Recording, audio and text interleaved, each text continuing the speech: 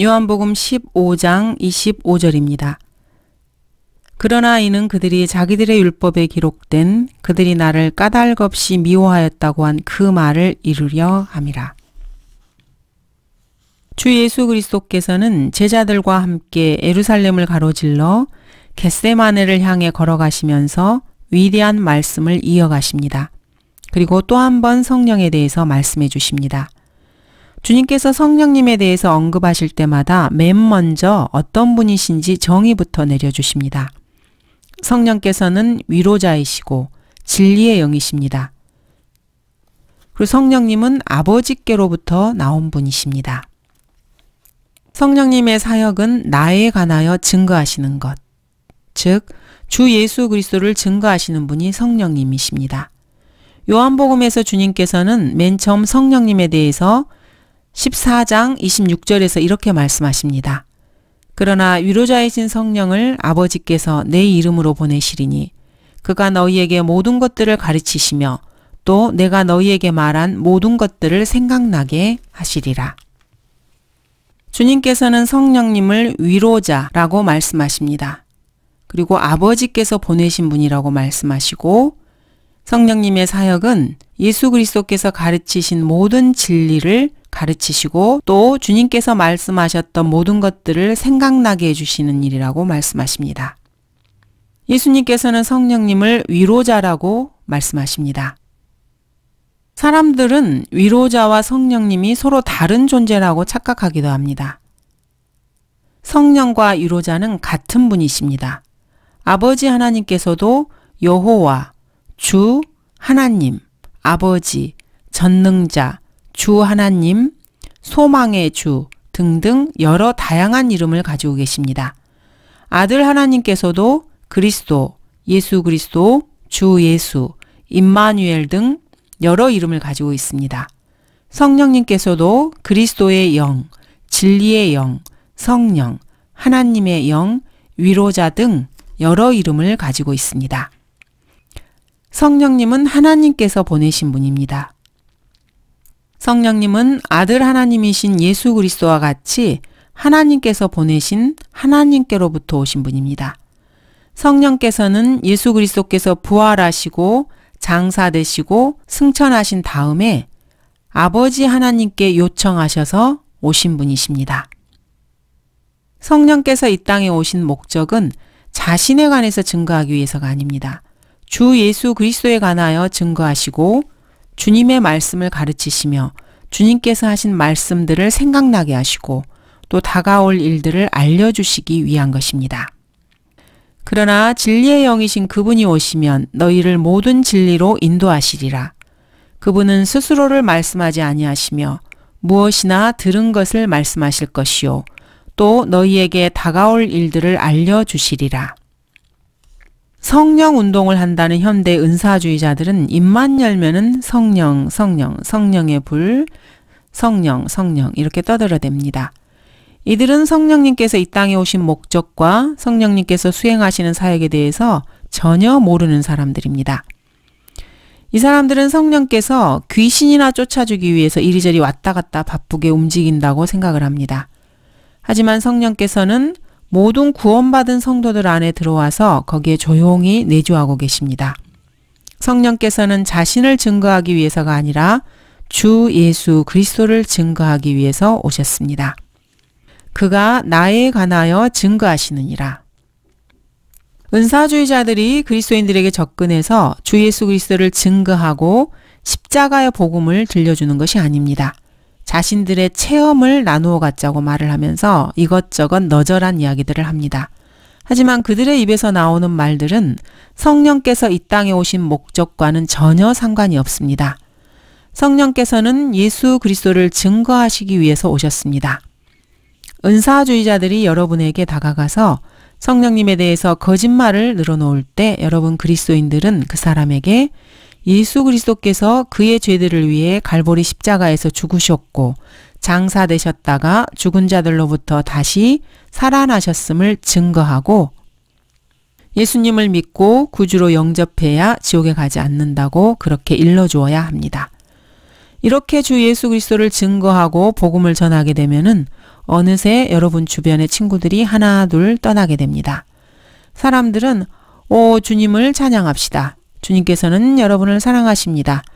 성령님을 체험해 보세요. 성령의 단비를 흠뻑 맞아보세요. 할렐루야, 성령이 임하소서. 이런 소리를 하는 것을 좋아합니다. 이런 말을 해야 여러분 주위에 모여드는 것입니다. 이렇게 말하고 하는 사람들의 숫자가 기록된 성경을 기반으로 해서 하나님을 섬기는 사람들보다 너무나 많이 있습니다. 은사주의자들은 입버릇처럼 성령 체험을 말합니다. 하지만 성령님이 이 땅에 오신 목적은 사람들이 그분을 체험하라고 오신 것이 아닙니다. 성령을 체험한다는 그 말 자체가 거짓말입니다. 은사주의자들이 말하는 성령 체험이라는 것은 광신적인 광란의 쇼를 말하는 것입니다. 그런 쇼에 휩싸여서 뭔가 섬뜩하게 느껴져서 육신적인 뭔가 감각을 느끼는 것입니다.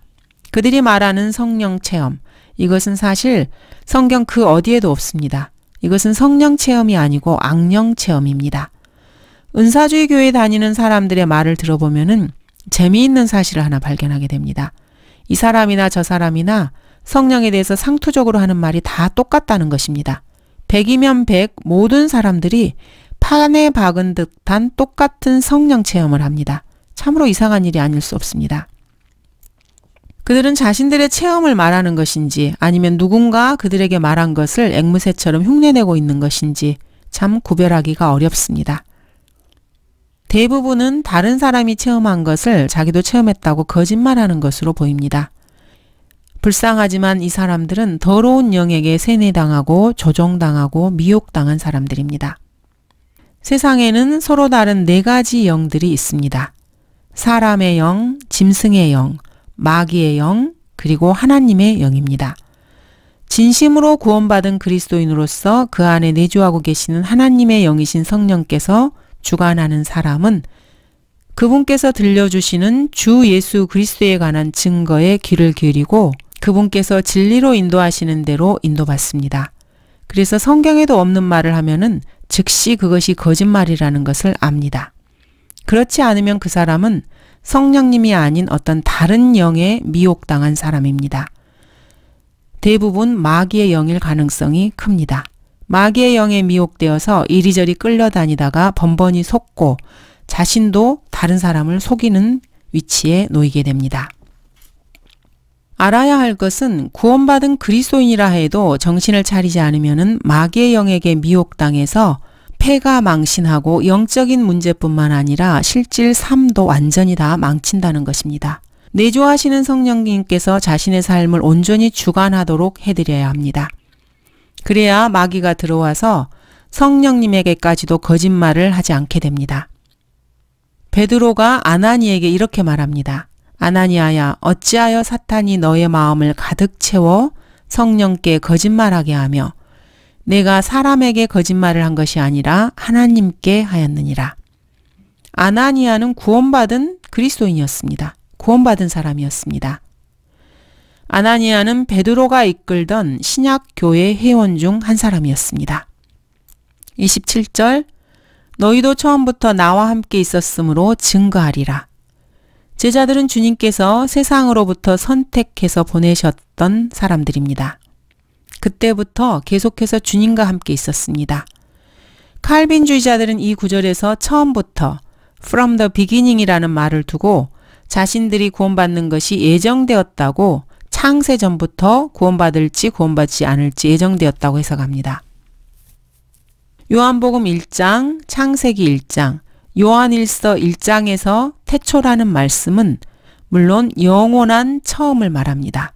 그러나 성경에서 처음이라고 말씀하시는 곳이 모두가 다 태초, 하늘과 땅이 있기 전에 처음을 말하는 것은 아닙니다. 데살로니가 후서에서 처음이란 단어가 있고 요한복음 6장에서도 처음이라는 말이 등장합니다.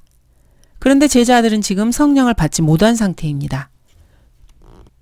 주님께서 성령을 보내주시겠다고 약속하셨지만은 이 약속은 주님께서 십자가에 처형되신 이후에 이루어질 것입니다. 실제로 이 약속이 이행되어서 제자들에게 성령께서 임하신 것은 갈보리 십자가 이후 약 한 달쯤 뒤인 오순절 날이었습니다. 주님께서는 제자들이 처음부터 나와 함께 있었으므로 주님을 증거할 것이라고 말씀하십니다. 26절에서 주님께서는 성령에 대한 약속을 하셨고 그 다음에 이 말씀을 하십니다. 그래서 주님께서는 곧 오시게 될 성령을 염두에 두고 이 말씀을 하신 것입니다. 제자들 가운데 그 누구도 성령님께서 임하셨던 오순절 이전에 예수 그리스도를 증거한 사람은 없습니다.